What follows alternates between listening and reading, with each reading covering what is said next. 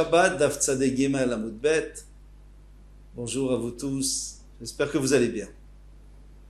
Nous avons appris un principe hier que lorsque quelqu'un, par exemple, a la possibilité de sortir quelque chose pendant Shabbat, tout seul, et on vient l'aider, et l'autre personne n'était pas capable de le faire sortir tout seul, eh bien, celui qui était capable, lui, il est chayav, celui qui n'était pas capable, il n'était pas chayav. Pourquoi? On a demandé, mais celui qui n'était pas capable, mais finalement, il a aidé l'autre, donc il devrait aussi être chayav. On a répondu que aider, ça veut rien dire. Puisqu'on n'a pas besoin de toi, si tu aides, tu n'es pas chayav, tu n'as pas commis de pas, mais en tout cas, tu n'es pas chayav fratat. Maintenant, on va continuer sur la lancée.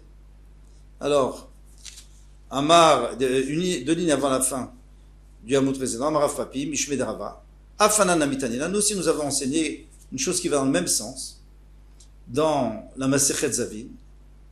Rabbi Yossi Omer, Rabbi Yossi dit Asous, Metame al Yadav. Alors, donc il y a un Zav qui chevauche un cheval. Il chevauche un cheval, eh bien, Metame al Yadav.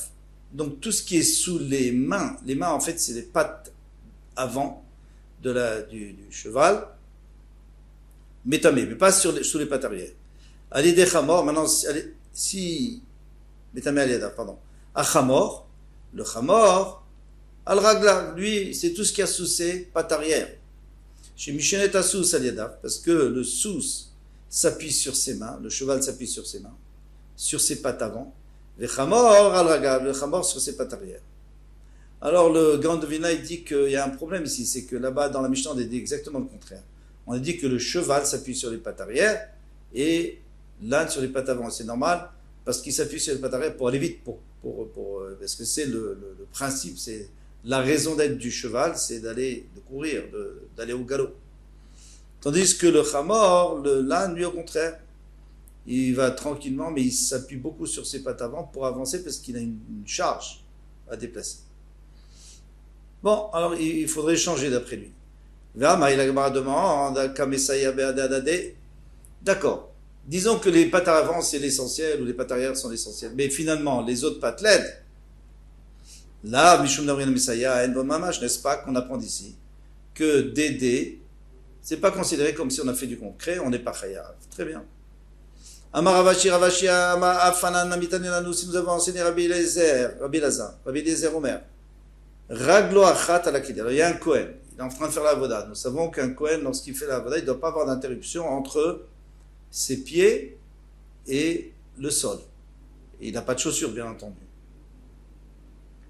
Alors, maintenant le problème, c'est que lui, il a un pied sur un ustensile qui est posé par terre, et un pied à la ritzpa, sur le sol.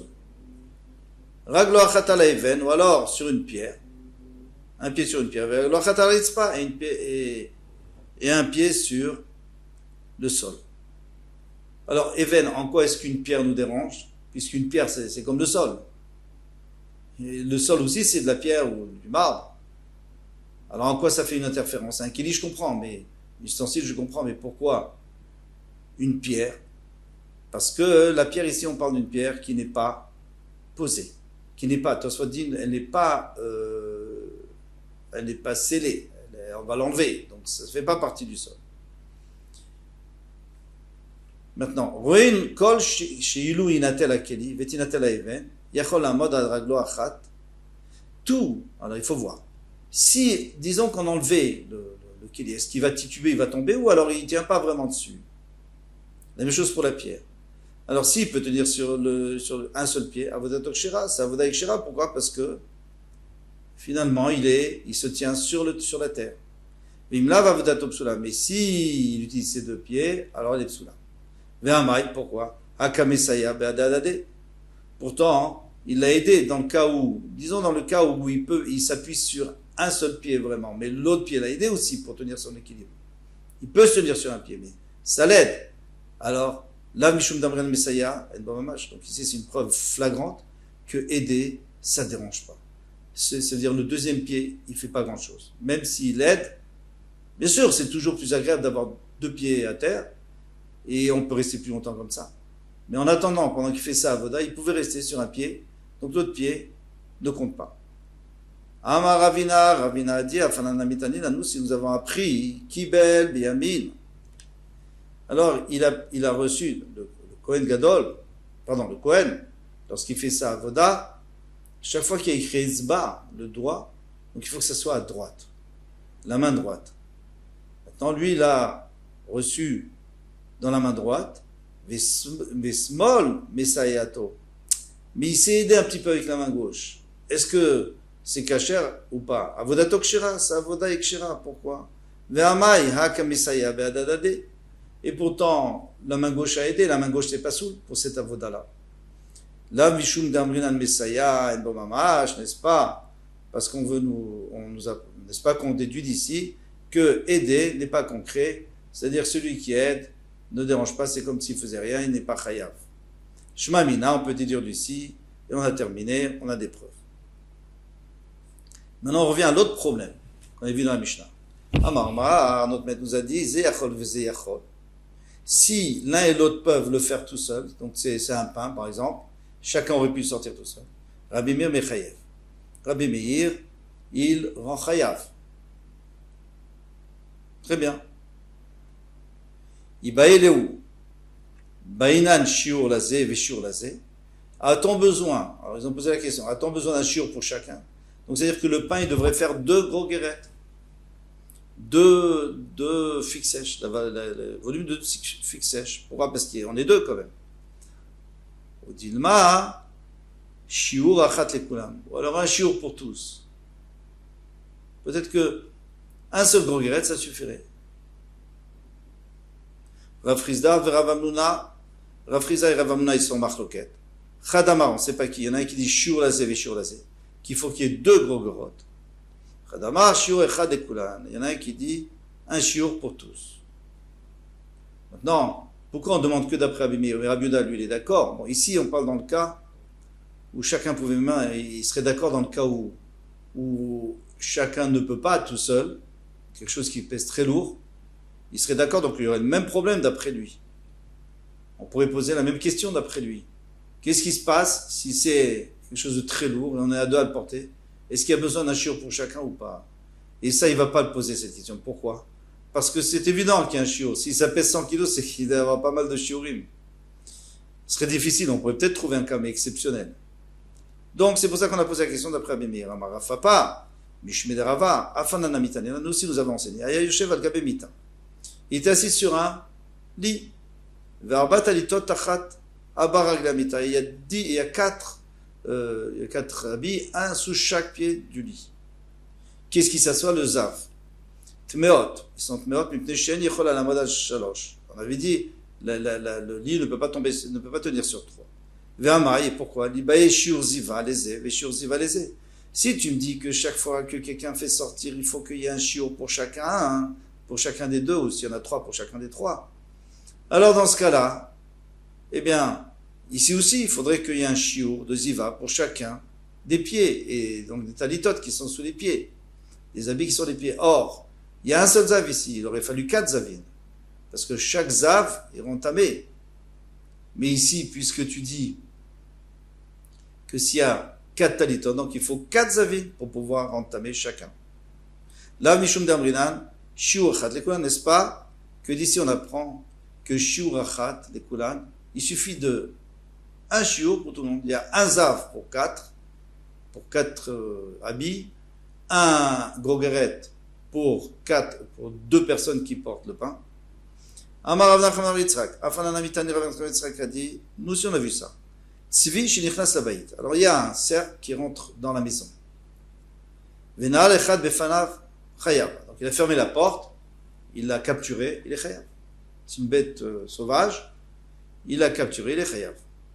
Nalosh naim. Maintenant s'il y en a 2 qui ont fermé la porte, tourim, ils sont tourim. Pourquoi? Bon, on a déjà vu que si 2 font un travail qu'un peut faire, bah sota, il faut qu'il y en ait qu'un qui fasse tout. Lo yachol echad linol. Maintenant, si un ne pouvait pas fermer la porte tout seul, venalush naim, disons que c'est une porte très lourde et qui grince, etc. Venalushtaim, il y en a deux qui ont fermé. Chayavim, ils sont chayavim. Pourquoi? Parce que les deux, en même temps, ont fait un travail qui nécessite deux personnes. Ve'amai, dit Bae Shiur Tzidalazé. Il aurait fallu qu'il y ait deux serfs. Pourquoi un? Un pour Reuven, un pour Shimon, puisque tu me dis qu'il faut deux chaque fois, deux shiurim. Shiur Tzidalazé, ve Shiur Tzidalazé. On répond, elle m'a dit, n'est-ce pas qu'on dit qu'il faut toujours un shiur, un seul shiur pour tout le monde, une seule mesure pour tout le monde. Amar Ravina dit Afanana Mitanina, pour l'instant ça marche très bien. Afanana Mitanina, Shutafim Shiganfu. Alors il y a deux associés qui ont volé. Ils ont volé une vache par exemple, Vetafrou, et ils ont fait la shrita. Chayavim, ils sont chayavim. Alors on sait que quelqu'un qui vole, on l'attrape, il paye Kefel, le double. S'il fait la shrita ou s'il le vend, il paye 4 et 5, ça dépend. 4 pour un petit animal, 5 points, pour un petit bétail, 5 points. Qu'est-ce qu'on voit ici? On voit que les associés ils sont chayavim. S'ils ont fait la shrita, ils sont chayavim de payer 4 et 5. 4 ou 5. Puisque la Torah dit que si tu fais la shrita, tu es chayav. Donc il faudrait que chacun fasse la shrita. Donc il faudrait deux bêtes. Pourquoi il y a avec une seule bête, on peut. C'est une moitié de shrita. Il n'est pas chayav. Là, n'est-ce pas qu'on apprend d'ici qu'un shiur, ça suffit pour tout le monde. Même s'il y a 10 personnes qui font la shrita en même temps, s'ils arrivent avec un long couteau, eh bien, ils sont tous chayavim. Si c'est eux qui l'ont volé. Ici, il y a une jolie question en réalité. C'est que, qu'est-ce qu'on fait avec le kefel? Qu'est-ce qu'on fait du kefel? Pourquoi tu parles maintenant de la shrita? Mais déjà, kefel. Il y a deux qui ont volé ensemble, deux associés. Ils ont volé, mais il faut payer le kefel. Bien qu'ils ont volé qu'une bête. Alors on aurait pu apporter la preuve ici, on n'a pas besoin d'aller chercher qu'ils ont fait la shrita. Non, pourquoi? Parce que pour payer le kefel, même sur chavé prouta, même sur la valeur d'une prouta, déjà tu payes kefel. Le shiur, il est tout petit pour payer kefel. Quelqu'un qui vole 1 euro, il est déjà chayav de kefel. Donc la vache, elle fait bien 2 euros, même plus. Tandis que la shrita, on ne peut pas faire moitié de shrita. Donc qu'est-ce qu'on apprend d'ici? C'est que un travail qui est fait par deux, ou d'après Rabbi Meir, disons, même si on aurait pu le faire tout seul, mais il est fait par deux, eh bien, c'est pas grave. On n'a pas besoin de deux shiurim. Amar Vashi Afanana Mitanina, nous aussi nous avons enseigné, nous aussi nous avons appris, Shneim Sheotziu Kané Shel Gardi. Alors il y en a deux qui ont sorti le Kané Shel Gardi, c'est une partie du. Le Gardi, c'est un tisserand, une partie du métier à tisser, très lourde. Chayavim, ils sont chayavim. Ve'amai, li bae shiurotza leze, ve'shiurotza leze. Il faudrait qu'il y ait un canet, donc une partie, un morceau pour l'un et un morceau pour l'autre. Là, il y a un seul morceau pour les deux. Alors, qu'est-ce que tu vas me dire? Il y a le shiur? Non, il n'y a pas le shiur, parce que si tu prends la moitié, tu casses en deux morceaux, tu ne peux plus rien faire avec. Là, mishum damre shiur echad ekolam, mais c'est pas qu'on va prendre, on voit d'ici que un shiur pour tout le monde. Amar le Rava Chaber de Rava, Rava Chaber, le fils de Rava, dit, le Ravashi, Ilma deitbak et devachel betzakala, lese ou betzakala lese. Peut-être que dans ce canet, ce roseau là, cet énorme roseau, peut-être certainement, si on le coupe en deux, on peut faire cuire un œuf pour Reuven, un œuf pour Shimon. On avait dit que le roseau, c'est du bois, et du bois, si on peut faire cuire un œuf de poule, eh bien on est chayav. Alors il m'a dit, Imken Ishmaïnan Kané d'Alma, dans ce cas-là, il ne fallait pas parler d'un roseau qui sert à tisser. Il fallait dire, c'est un roseau. Un roseau, oui, d'accord, on peut le couper en deux. Et dans ce cas-là, on a assez pour faire cuire pour l'un, on peut faire cuire 2 œufs avec. Et puisqu'on a pris un roseau, le canet, shell du tisserand, c'est pour nous dire qu'ici on parle d'une pièce qui est indivisible.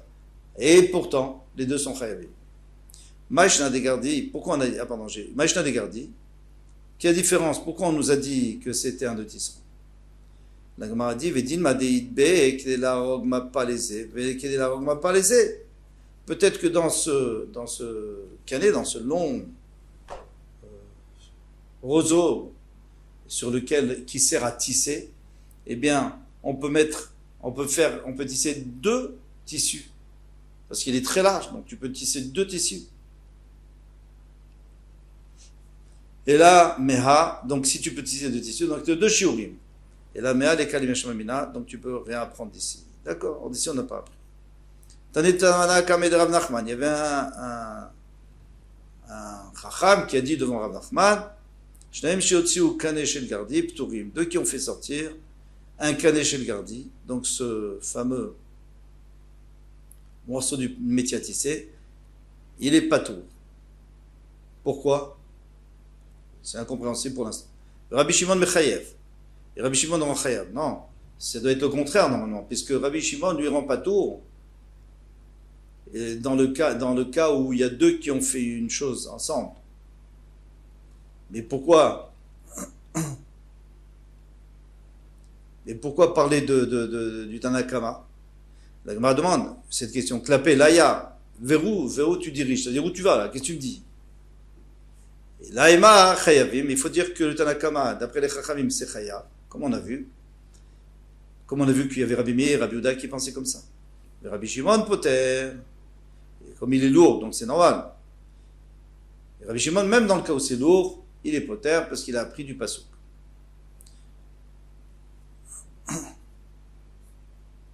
Je pense qu'on peut s'arrêter là. Ouais, c'est une nouvelle Mishnah avec un nouveau sujet, relativement nouveau. À bientôt, Bezrat Hashem, Kol Touf.